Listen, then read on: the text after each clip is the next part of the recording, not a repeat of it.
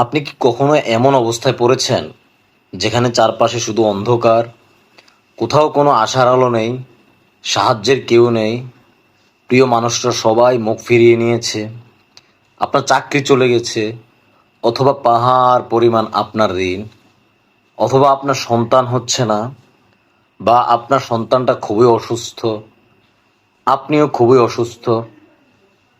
তখন একটা প্রশ্ন খুব জোরে মাথায় ঘুরে, আল্লাহ তাআলা কি আমাকে দেখছেন? তিনি কেন আমাকে এত কষ্ট রাখছেন? প্রিয় দিনী ভাই ও বোন, তখন মনে হয় এই দুনিয়াতে আমি একা। কিন্তু না ভাই, আপনি একা নন। ঠিক তখনই সূরা বাকারার 186 নম্বর আয়াতটা একটু মনে করবেন। আল্লাহ তাআলা বলেন, আর যখন আমার বান্দারা আমার ব্যাপারে আপনাকে জিজ্ঞেস করে, তখন বলুন আমি তো সন্নিকটে। প্রিয় দিনী ভাই ও বোন, আজকে আমি এই ভিডিওতে আপনাকে ছোট্ট একটা দোয়া শিখিয়ে দিব। যত কঠিন বিপদই হোক না কেন আপনার, এই দোয়ার ফজিলতে ইনশাআল্লাহ আপনার সকল বিপদ আপদ কেটে যাবে। এবং আমি আপনাকে কিছু আমল শিখিয়ে দিব। এই আমলগুলো যদি আপনি করতে পারেন, ইনশাআল্লাহ দুনিয়ার সকল বালা মুসিবত এবং বিপদ আপদ থেকে আল্লাহ তাআলা আপনাকে রক্ষা করবেন। মানুষের বিপদ কেন আসে, এই ব্যাপারে সূরা শুরার 30 নম্বর আয়াতে আল্লাহ তাআলা বলেন, তোমাদের যে বিপদ আসে তা তোমাদের কৃতকর্মের ফল। অর্থাৎ আমরা যে পাপ করি তার জন্যই আল্লাহ তাআলা আমাদেরকে এই সকল বিপদ আপদ দিয়ে থাকেন। অনেক সময় আল্লাহ তাআলা আমাদের পরীক্ষাও করেন। সূরা বাকারার 155 নম্বর আয়াতে আল্লাহ তাআলা বলেন, আমি অবশ্যই তোমাদের পরীক্ষা করব কিছু ভয়, ক্ষুধা ও ধন সম্পদের ঘাটতি দ্বারা। অর্থাৎ পরীক্ষার জন্য হতে পারে। আমি প্রত্যেকটা কথা কোরআন ও হাদিস থেকে রেফারেন্স দিয়ে দিয়ে বলবো ইনশাআল্লাহ। হয়তো অত সুন্দর সুর অথবা গুছিয়ে আমি আপনাকে বলতে পারবো না। আপনার কাছে বিনীতভাবে অনুরোধ থাকবে, সম্পূর্ণ ভিডিওটা মনোযোগ সহকারে দেখেন। প্রত্যেকটা মানুষের জন্য এই ভিডিওটা খুবই গুরুত্বপূর্ণ। আল্লাহর পক্ষ থেকে অনেক সময় বিপদ রহমত আকারেও আসেন। কেন? আল্লাহ তাআলা কখনো বান্দাকে শাস্তি দিচ্ছেন না, বরং তাকে নিজের দিকে ডাকছেন। হতে পারে এই শাস্তির কারণে অথবা এই বিপদের কারণে আল্লাহ তাআলা আপনাকে চাচ্ছেন আপনি আল্লাহ তাআলার দিকে ফিরে আসেন। আপনি ফিরে আসেন আপন রবের দিকে, যিনি আপনাকে সৃষ্টি করেছেন এবং চালাচ্ছেন। আবার বিপদ মানুষকে গুনাহ থেকে ফিরিয়ে আনে। তাই প্রতিটি কষ্টের মাঝে আল্লাহ তাআলার দয়া অবশ্যই লুকিয়ে থাকে। প্রিয় দিনী ভাই ও বোন, সবসময় দুঃখ অথবা বিপদ আপদে আল্লাহ তাআলাকে ডাকুন। একাকী হলে কাঁদুন, আল্লাহর কাছে ফিরুন। রাসূল সাল্লাল্লাহু আলাইহি সাল্লাম নিজেও তায়েফে রক্তাক্ত হয়ে আল্লাহ তাআলাকে ডেকেছেন, হে আল্লাহ, আমি তোমার কাছেই আমার দুর্বলতা ও অসহায়ত্বের অভিযোগ জানাই। এই দুয়ার মাধ্যমেই আমাদের শিক্ষা, সব বিপদের সময় একমাত্র আল্লাহ তাআলার কাছে আশ্রয় প্রার্থনা করা। প্রিয় দিনী ভাই ও বোন, আমি বিপদ থেকে বাঁচার কিছু উপায় আপনাকে বলে দিব।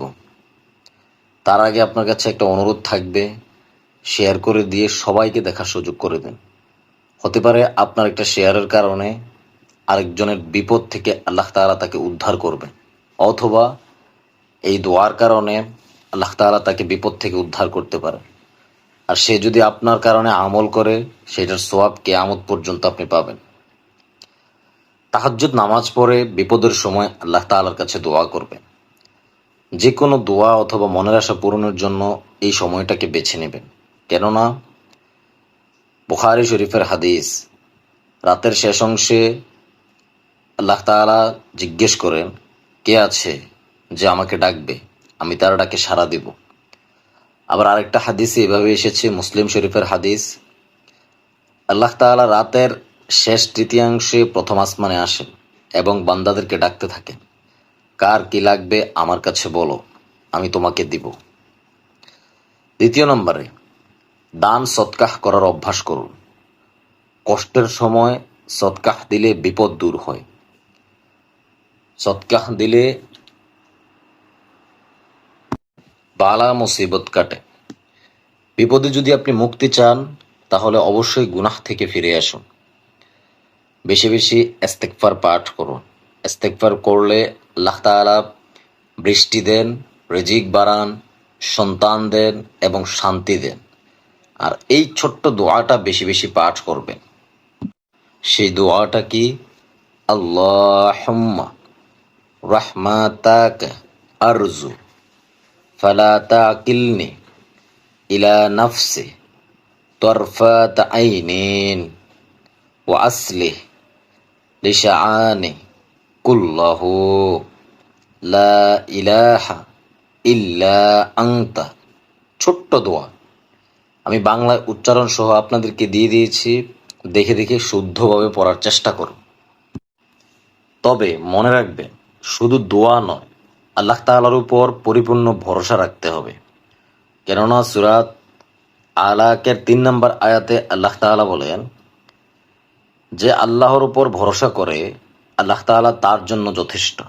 মনে রাখবেন, বিপদ কখনো স্থায়ী না, তবে আল্লাহর রহমত চিরস্থায়ী।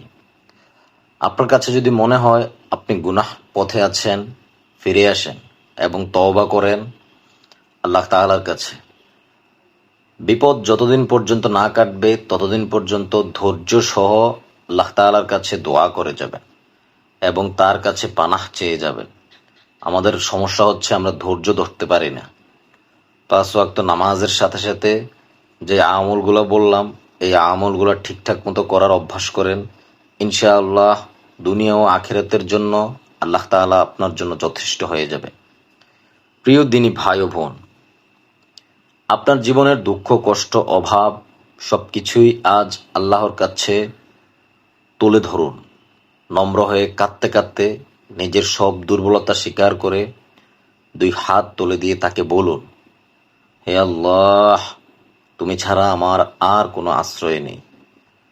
আপনি শুধু আল্লাহ তাআলার জন্য যদি যথেষ্ট হয়ে যান, দেখবেন পুরা দুনিয়া আপনার জন্য যথেষ্ট হয়ে যাবে ইনশাআল্লাহ।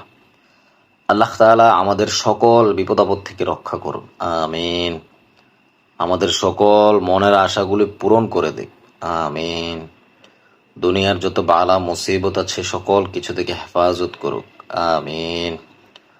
আমরা প্রতিদিন আমাদের এই চ্যানেলে ছোট ছোট দোয়া এবং আমলের ভিডিও দিয়ে থাকি, যেটা আপনাদের জন্য খুবই গুরুত্বপূর্ণ। নবী করিম সাল্লাল্লাহু আলাইহি ওয়াসাল্লাম সর্বাবস্থায় আমাদের দোয়া শিখিয়ে দিয়েছেন। আর আমাদের প্রত্যেকের উচিত খোঁজে খোঁজে এই দোয়া এবং আমলগুলো করা। আল্লাহ তাআলা আপনাকে আমল করার তৌফিক দান করুক, আমিন। ভালো থাকবেন। আসসালামু আলাইকুম ওয়া রাহমাতুল্লাহি ওয়া বারাকাতুহু।